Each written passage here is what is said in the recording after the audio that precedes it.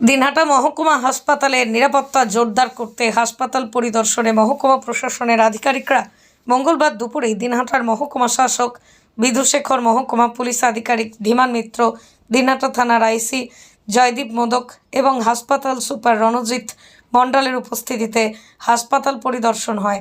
মূলত হাসপাতালে কোন স্থানে সিসিটিভি ক্যামেরা রয়েছে সেই বিষয়গুলি খতিয়ে দেখার পাশাপাশি আগামীতে নিরাপত্তা আরও সুনিশ্চিত করতে কী করা প্রয়োজন সেই সংক্রান্ত বিষয় নিয়ে আলোচনা করা হয়।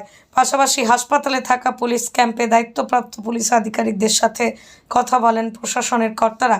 জানা যায় হাসপাতালের ভিতরে কোনো রকম দোকান থাকবে না, এমনটাই জানিয়ে দেওয়া হয়েছে প্রশাসনের তরফ থেকে। সব মিলিয়ে আরজিকর কাণ্ডের জেরে গোটা রাজ্য জুড়েই বিভিন্ন হাসপাতালে চলছে সিকিউরিটি অডিট। সেই মতো এদিন দিনহাটা মহকুমা হাসপাতালের অডিট হলো।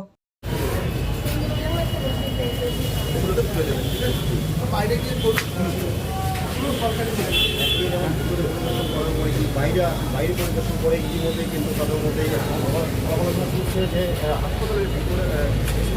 में तो क्या देखा कुछ मिला? तो भाई देखिए क्या क्या है, सीसीटीवी कुछ जगह जो गैप्स हैं तो इन्होंने रिक्वेजिशन ऑलरेडी भेज दिया है, तो वो इंस्टॉल हो जाएगा और एडमिनिस्ट्रेटिवली जो जो सपोर्ट होगा प्रोवाइड करेंगे।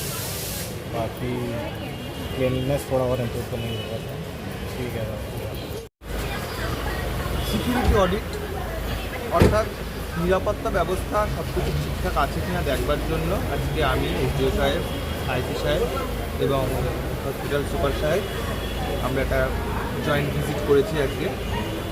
সেখানে আমাদের এর আগে আমরা কিছু সিসিটিভি রিকুইজিশন অলরেডি দিয়ে রেখেছি, সেইগুলি ঠিকঠাক ইনস্টলেশন হয়েছে কিনা বা ইলুমিনেশন অর্থাৎ আলোকিতকরণের ব্যবস্থাও আমরা তার জন্য আমরা রিকুইজিশন দিয়েছিলাম, সেগুলো ঠিকঠাক হয়েছে কিনা। এবং আমাদের যে পুলিশ ক্যাম্প আমরা চালু করেছিলাম সেই ক্যাম্প ঠিকঠাকভাবে অ্যাক্টিভ আছে কিনা এই সমস্ত কিছু খতিয়ে দেখার জন্য একটা জয়েন্ট ভিজিট আজকে হয়েছে।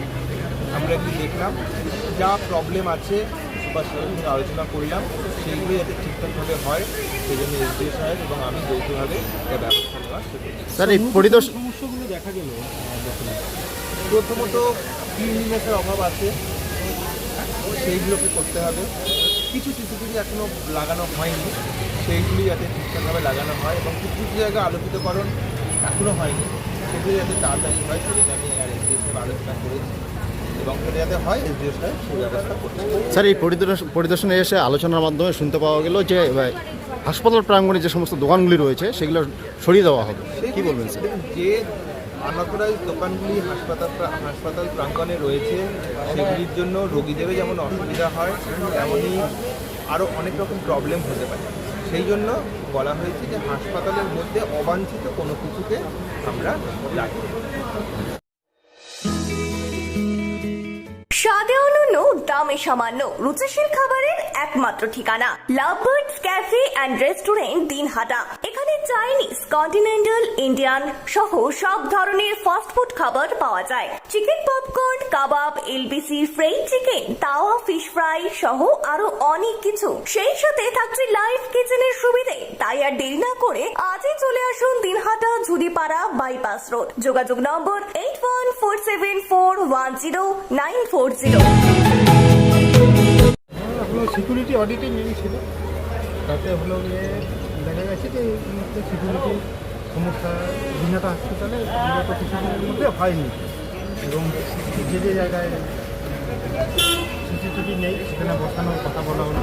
পুলিশ ক্যাম্প চালু হয়েছে আর ক্লিননেসের উন্নতির দরকার, সেখানে স্টাফের অভাব, সুইপার চেয়ে তার জন্য স্বাস্থ্য ভবনে সুইপার চেয়ে পাঠানো হয়েছে।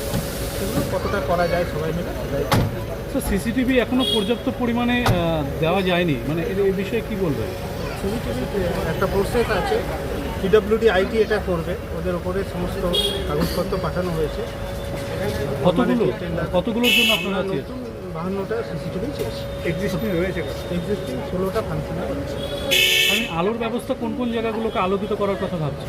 আলোকিত যে জায়গাগুলোতে আলোর অভাব আছে, যেরকম হাইমাস লাইট 3টে লাগানোর কথা এবং বাকি আরও জায়গায় অন্ধকার যেখানে বেশি সেই সব জায়গায় আলো।